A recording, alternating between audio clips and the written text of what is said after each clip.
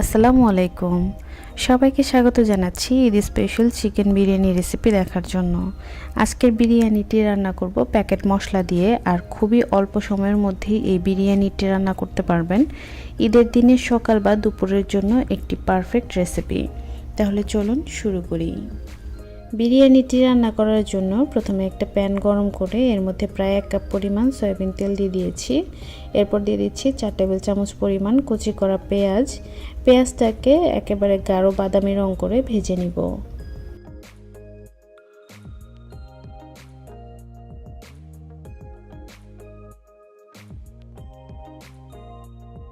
পেঁয়াজটা ভাজা হয়ে গিয়েছে। এর মধ্যে রসুন বাটা দিয়ে দিচ্ছি 2 টেবিল চামচ, আদা বাটা 2 টেবিল চামচ, চিলি সস দিয়ে দিচ্ছি 1 টেবিল চামচ, আর টমেটো সস দিয়ে দিচ্ছি 1 টেবিল চামচ।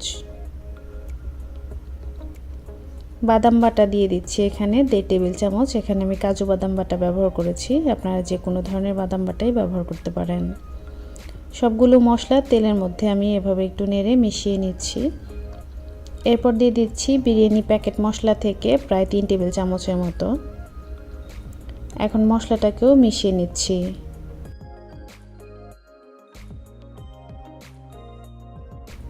এরপর দিয়ে দিচ্ছি 1 টেবিল চামচ পরিমাণ লবণ। মশলাটাকে খুব ভালো মতো কষানোর জন্য 3 টেবিল চামচ পরিমাণ পানি দিয়ে দিচ্ছি। পানিটা মশলার সাথে মিশিয়ে দিচ্ছি আর রান্না করব একেবারে শুকিয়ে যাওয়া পর্যন্ত। পানিটা শুকিয়ে গিয়েছে, তেলটা উপরে চলে এসেছে। এখন এর মধ্যে কাঁচামরিচ দিয়ে দিলাম 3টা, আস্ত অবস্থায় দিয়েছি। এরপর মাংস দিয়ে দিচ্ছি 800 গ্রাম। আপনি যদি ঝাল বেশি খেতে পছন্দ করেন তাহলে মরিচগুলোকে একটু ভেঙে বা কেটে দিতে পারেন। মাংসটাকে মশলার সাথে খুব ভালোভাবে মিশিয়ে দিতে হবে। এখন আমি ঢেকে রান্না করব 7-8 মিনিটের জন্য। চুলার আঁচটা লো টু মিডিয়ামে থাকবে। ঢাকনা তুলছি 8 মিনিট পরে। মাংস থেকে পর্যাপ্ত পরিমাণে পানি বের হয়েছে, আর এই মাংসটা রান্না করার জন্য অতিরিক্ত কোনো পানি ব্যবহার করার প্রয়োজন নেই। আমি নিচের দিক থেকে একটু নেড়ে আবার ঢেকে রান্না করব পানিটা শুকিয়ে যাওয়া পর্যন্ত। পানিটা শুকিয়ে এসেছে, তেলটাও কিন্তু উপরে চলে এসেছে। এখন আমি মাংসটা চুলা থেকে নামিয়ে রান্নার পরবর্তী ধাপে চলে যাচ্ছি। চুলায় একটা প্যান গরম করে এর মধ্যে আধা কাপের থেকে একটু বেশি পরিমাণে তেল দিয়ে দিচ্ছি। দিয়ে দিচ্ছি 2 চা চামচ পরিমাণ ঘি। এরপর দিয়ে দিচ্ছি হাফ চামচ পরিমাণ জিরা, এটা অপশনাল, আপনি চাইলে দিতেও পারেন, আর ভালো না লাগলে স্কিপ করবেন। 4 টুকরো দিয়ে দিচ্ছি দারচিনি, 5-6টা দিয়ে দিচ্ছি এলাচ। পেঁয়াজ কুচি দিয়ে দিয়েছি 2 টেবিল চামচ। পেঁয়াজটাকে হালকা একটু ভেজে নিতে হবে, একেবারে ব্রাউন কালার করে ফেলবেন না, তাতে করে কিন্তু বিরিয়ানির রঙটা নষ্ট হয়ে যাবে। 1.5 টেবিল চামচ রসুন বাটা, 1.5 টেবিল চামচ আদা বাটা দিয়ে দিচ্ছি। আদা রসুনটাকেও পেঁয়াজের সাথে একটু ভেজে নিতে হবে।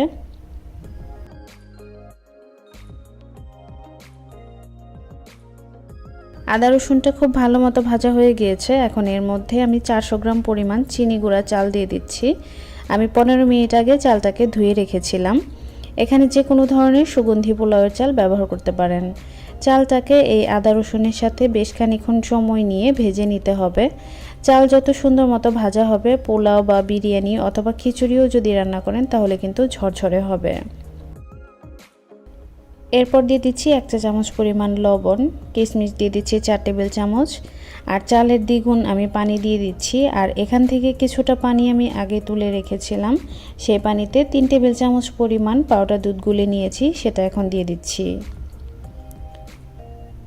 এখন সব কিছুকে আমি খুব ভালোভাবে একটু নেড়ে দিচ্ছি। আজকের বিরিয়ানিটা রান্না করার জন্য আমি 800 গ্রাম মুরগির মাংস ব্যবহার করেছি, হাড় এবং সলিড মাংস সহ, আর 400 গ্রাম পরিমাণ আমি চাল ব্যবহার করেছি। আপনারা খেয়াল রাখবেন কোনোভাবে কিন্তু চালের থেকে মাংসটা যেন কম না হয়। বিরিয়ানির মধ্যে গন্ধের জন্য আমি 3টা আস্ত কাঁচামরিচ দিয়ে দিয়েছি, আপনারা চাইলে একটু ভেঙেও দিতে পারেন।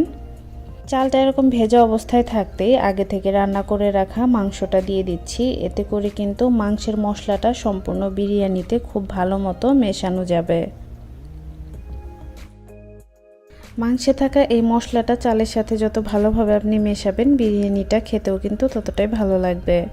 এখন এর মধ্যে 6-7টা আলু বোখরা দিয়ে দিচ্ছি। এরপর খুব ভালোভাবে মিশিয়ে দিচ্ছি।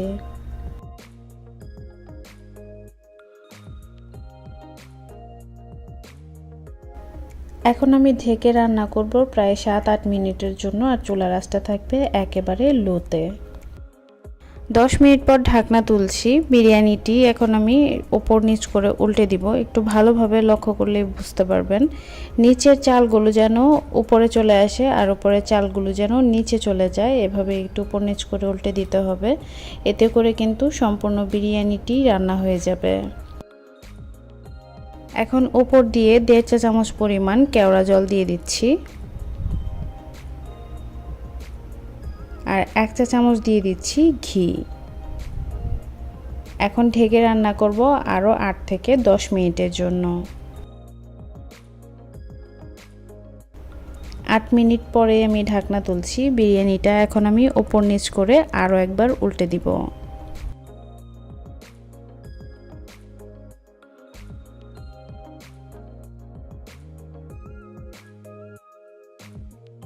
এখন আমি এখান থেকে একটা চাল তুলে চেক করে দেখাচ্ছি সেদ্ধ হয়েছে কিনা। চালটা কিন্তু সম্পূর্ণভাবে সেদ্ধ হয়ে গিয়েছে। আমি চুলা থেকে নামিয়ে নিয়েছি। গরম অবস্থাতেই বিরিয়ানিটি কিন্তু একেবারে ঝরঝরে হয়েছে, আর ঠান্ডা হলে আরও ঝরঝরে হয়ে যাবে। আশা করছি সবার কাছেই সহজ ও ভালো লেগেছে। আর রান্না তো সবসময়ই সহজ, তাই না? এবারের ঈদে অবশ্যই ট্রাই করবেন, আর কেমন হলো কমেন্টে জানাতে কিন্তু ভুলবেন না। দেখা হবে নতুন কোনো রেসিপি নিয়ে পরবর্তী ভিডিওতে। সে পর্যন্ত সবাই ভালো থাকবেন, আমাদের জন্য দোয়া করবেন।